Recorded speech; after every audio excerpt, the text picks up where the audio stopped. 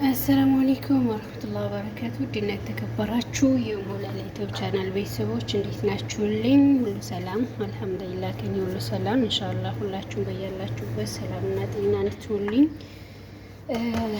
መልካም ምኞቴ ነው ማለት ነው። እንግዲህ ያው ማን ነው ረመዳን እንዴት ይዟችኋል? ስራ እንዴት ነበር? ስንብትስ እንዴት ነው? ሁላችሁም በያላችሁበት አልሐምዱሊላህ። እንግዲህ ረመዳናችንም እያጋመስን ያው እያለቀ ነው። በሰላም ጾመን የምንጨርሰው አላህ ያድርገን፣ ያጀሩ ተካፋይ አላህ ያድርገን። እንግዲህ ድካማችንንም በቃ ጾማችንንም ሰላታችንም ዳዋችንንም ይቀበለንና በሰላም ለአመቱ ደግሞ የወጣንበትን አላህ ያስዋጥቶልን ከቤተሰቦቻችን ከልጆቻችን ጋር የምንገናኝ አላህ ያደርገን ማለት ነው ውዶችዬ። ያው እንግዲህ የሰሞኑ ግርግር ብዙዎቻችንን አስፈርቶናል፣ እንዲሁም ደግሞ ለስጋት እንትን ጥሎናል ማለት ነው። እና ብዙ እህቶቼ በፍርሃት በስጋት ላይ ነው ያሉት ማለት ነው። እንግዲህ በእርግጥ ያው አያስፈራም አያሰጋም ማለት አይደለም። ነገር ግን በመፍራትና በመስጋት የሚሆን ምንም ነገር የለም። ያው ስለፈራን ስለሰጋን የሚቀርልን ነገር የለም እና ሁሉም ያለ ቀዳና ቀድር ነው። ብቻ አላህ ሰላሙን እንዳወርድ ሁሉም ጥሩ እንዲሆን ዱዓ ማድረጉ የተሻለ ነው ማለት ነው። እና ብዙዎች በቃ በያሉበት በጣም በፍርሃትና በስጋት እንዲሁም ደግሞ አገር ልገባ ነው፣ በቃ አገር ልገባ ነበረ፣ በረራ ተዘጋብኝ፣ በረራ ተተከፈተልኝ፣ አገር እገባለሁ፣ እዛው ሀገሬ ላይ በሞት ይሻላል፣ እናቴ ጋር በሞት ይሻላል፣ ልጄ ጋር ቤተሰብ ጋር በሞት ይሻላል። በቃ ብዙ እህቶቼ በጭንቀት ውስጥ ነው ያሉት፣ እህቶችም ወንድሞችም፣ በተለይ እዚህ ኢማራት ያለንና እንግዲህ እኛ ስለፈራን እኛ ስለሰጋን የሚሆን ነገር የለም። አላህ ብቻ ሰላሙን ያውረድልን። የሰው ልጅ ዋናው ሰላም ሲሆን ነው፣ በሰላም ሲወጣ ሲገባ ነው ሁሉም ነገር ሀይርም ሆኖ በቃ መስራትም መኖርም አላማም ቅድሜ የሚኖረንም የምንጠነክረውም እና ያው ሰላም ከሌለ ሁሉም ነገር ከንቱ ነው። የሰው ልጅ በሰላም ያለምንም ጭንቀት ያለምንም ሀሳብ ያለምንም መሳቀቅ ሲወጣ ሲገባ ነበር እንጂ በተለይ እንደ ጦርነት አስከፊ ነገር የለም። እንዲሁም ደግሞ እንደዚህ ድንገተኛ የሚጣል አደጋ ስለሆነ አሁን ይምጣ ነገ ይምጣ ከነገ ወዲያ ምንም የምናውቀው ነገር የለንም። በአጠቃላይ ምንም ዋስትና ስለሌለን በእርግጥ ያስፈራል አውቃለሁኝ። ግን ደግሞ ይሄን ያክል በቃ እንደዚህ ሀገር መግባት አለብን ብለን ሀገር ለመግባት እስከምንወስድ ድረስ የሚያከብድ ምንም ነገር የለም። አሁን በተለይ ዱባይ ላይ እና በእርግጥ አደጋ የለም ማለት አይደለም፣ አለ እየሰማን ነው።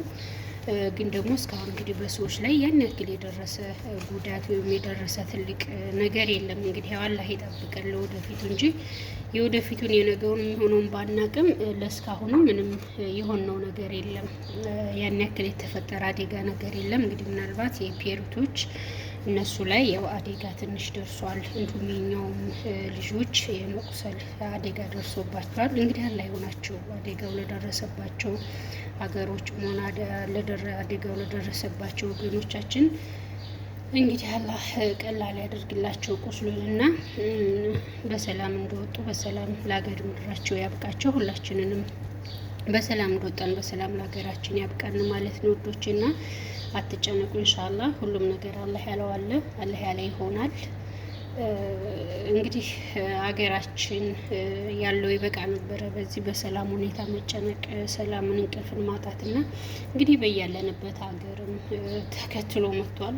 በዚህ ሰዓት ከስንት አንዳንድ ሀገሮች ናቸው ሰላማዊ ኑሮ የሚኖሩ እንጂ አብዛኛው በጦርነት ግማሹ እዛው እርስ በርሱ፣ ግማሹ ደግሞ እንደዚህ ከጎረቤትና ከሌሎች ሀገሮች ጋር ያው በቃ ተያይዘው ያሉትና እንግዲህ ለሚያልፍ ዱንያ ሁሉም ነገር ሲቀር ሊቀር ይሄን ያክል መጨነቅም ይሄንንም ያክል ርቆ መሄድም አያስፈልግም። ግን ምንም ማድረግ አይቻልም። እንግዲህ ይሄ አንዱ የዱንያ ገጽታ ነው ማለት ነውና አላህ ያብጅልን። እንግዲህ ሁላችሁም ዱዓ እያደረጋችሁ በዱዓ በርቱ እንጂ ይሄን ያክል አትጨናነቁ፣ አታልቀሱ፣ አትሰቡ።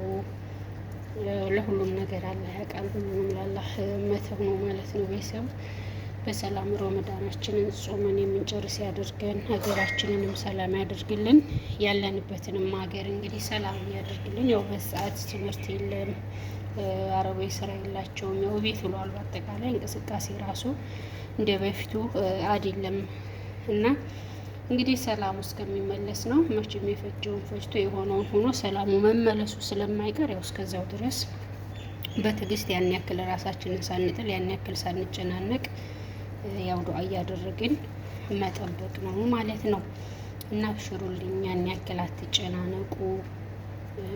ቤተሰብ ራሱ አታጨናንቁ። የምር ከእኛ ሰው ቦታው ላይ ነው። አንዳንድ ህመም ሆነ እንደዚህ አይነት ችግር ሲመጣ በቦታው ላይ ያለ ሰው ያን ያክል እንትን አይልም፣ አይሰማውም፣ ወይም ደግሞ ያን ያክል ጭንቀት የለበትም። በጣም የሚጨነቀው እንትን ነው ማለቴ ቤተሰብ ነው። እዛ አብሯችሁ የሌለ በሩቁ ያለ ሰው ነው ከምንም በላይ በቃ የሚጨነቀው እና የሚጎዳው። እና አሁን በሰዓት አብዛኛው ቤተሰብ በየቀኑ ነው በቃ የሚደውሉት የሚጨነቁት፣ ምን ደረሳችሁ፣ ምን ሆነ፣ በቃ ካልሆነ ኑ ቶሎ በሰላም ህይወታችሁን ይዛችሁ ብትመጡ ይሻላችኋል እያሉ አብዛኛው ቤተሰብ ጭንቀት ላይ ነው። እና በቃ በተለይ እናት አትችልም። በቃ እንኳን እንደዚህ ጦርነት አይደለም ትንሽ ጉንፋን ነገር ህመም ሲይዝ እንኳን በቃ እንትኗ ጭንቀቷ ከባድ ነው።